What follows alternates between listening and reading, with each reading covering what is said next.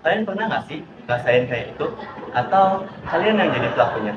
Waspada ya, hal ini tuh bisa jadi penyebab gangguan loh. Gangguan adalah sebuah penyakit mental yang mengubah atau termanifestasi dalam otak seseorang yang dapat mengubah cara mereka berpikir, cara mereka bertindak, dan cara mereka berinteraksi dengan orang lain. Ada tiga kriteria dalam gangguan, yaitu perilaku maladaptif, perilaku menyimpang, dan juga menyebabkan distres pada pengidap.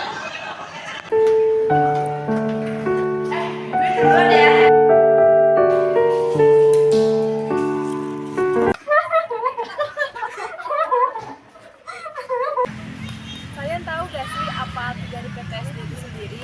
Nah, stres pasca trauma atau PTSD adalah gangguan yang terjadi setelah mengalami traumatis yang melebihi dari kemampuannya untuk mengatasi traumatis tersebut. Nah, traumatis ini sendiri terjadi beberapa bulan kemudian setelahnya atau beberapa tahun kemudian setelahnya. Nah, ini juga efeknya bisa mimpi buruk atau menjadi pengulangan dari kejadian tersebut. Tidak hanya itu saja loh gejala dari PTSD. Nah, terdapat juga dari kayak flashback kejadian tersebut, terus mengalami kebas emosi, terus menghindari berbicara tentang emosi pada orang lain, kehidupan berlebihan, terus kesulitan konsentrasi, terus perilaku impulsif dan lain-lainnya.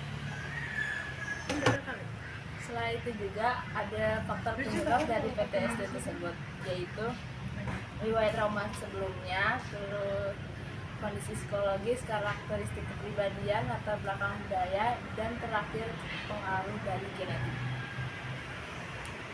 PTSD terdiri dari teori kognitif yang terjadi karena adanya perubahan seseorang proses informasi yang memiliki pikiran negatif dan sulit untuk mengubah cara pikir mereka. Teori neurobiologis terjadi karena adanya perubahan pada sistem saraf pusat yang memiliki reaktivitas yang lebih tinggi terhadap rangsangan. Teori pembelajaran terjadi karena seseorang belajar untuk mengasosiasikan peristiwa traumatis dengan situasi yang menakutkan atau berbahaya. Teori sosial terjadi karena adanya faktor sosial seperti dukungan sosial yang kurang, stigmatisasi, dan diskriminasi. Gangguan depresi didefinisikan sebagai gangguan psikologis di mana individu mengalami depresi atau kurangnya kesenangan hidup yang tidak berizin. Data Riskesdas tahun 2018 menunjukkan bahwa sekitar 12 juta penduduk Indonesia yang berusia 15 tahun ke atas mengalami gangguan depresi. Hal ini menunjukkan bahwa gangguan depresi adalah gangguan yang umum kita temukan di masyarakat. Gangguan depresi ditandai dengan kondisi di mana individu mengalami rasa sedih yang mendalam, kehilangan minat dan kesenangan dalam beraktivitas, serta mengalami gangguan dalam tidur, nafsu makan, dan energi. Dan perlu digarisbawahi bahwa depresi ini tidak hanya sekedar rasa sedih yang sementara, dan biasanya berlangsung selama berbulan-bulan atau bahkan tahun. 2, 3. Lantas, faktor apa saja yang melatar belakangi atau menyebabkan gangguan depresi? Terdapat 3 faktor utama, yaitu yang pertama ada faktor biologis, di mana depresi dikaitkan dengan tingkat aktivitas otak yang lebih rendah, khususnya di bagian korteks prefrontal yang terlibat dalam menghasilkan tindakan.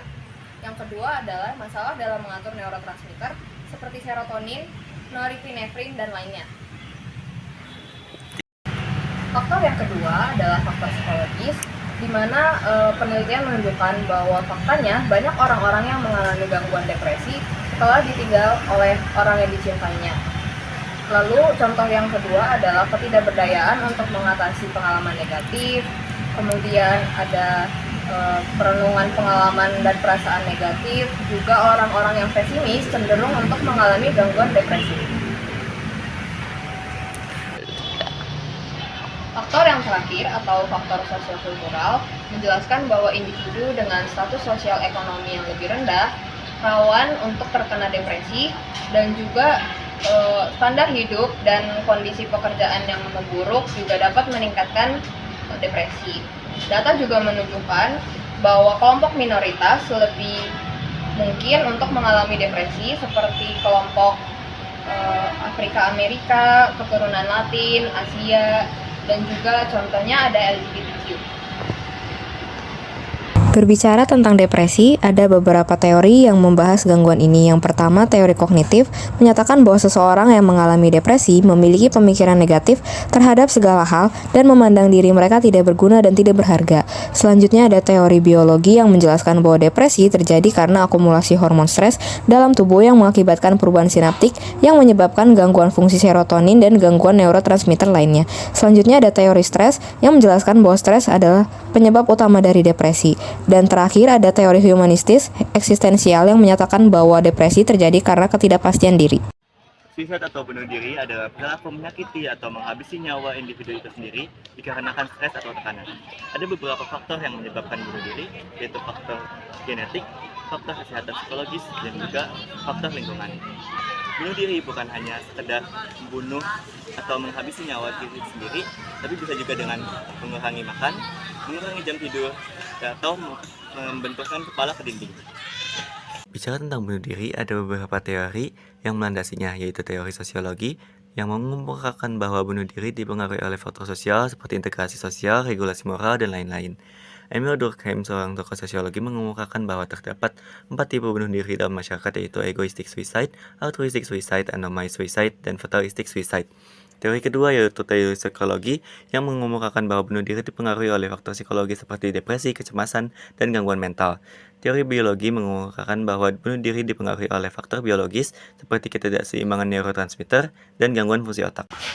Nah, dari banyaknya gangguan, banyak sekali stigma-stigma di masyarakat yang berpikir kalau orang-orang yang memiliki gangguan harus mendapatkan perlakuan khusus. Padahal kita sebagai manusia pada umumnya, kita harus lebih memperhatikan mereka dan juga jangan sampai menjauhi mereka karena mereka memiliki gangguan, karena sebetulnya mereka membutuhkan kita untuk bisa sembuh dari gangguan mereka. Nah, kesimpulannya adalah Walaupun kalian sudah mengetahui gejala-gejala dari gangguan, kalian jangan sampai self-diagnose ya. sekian pemaparan dari kami. Dadah!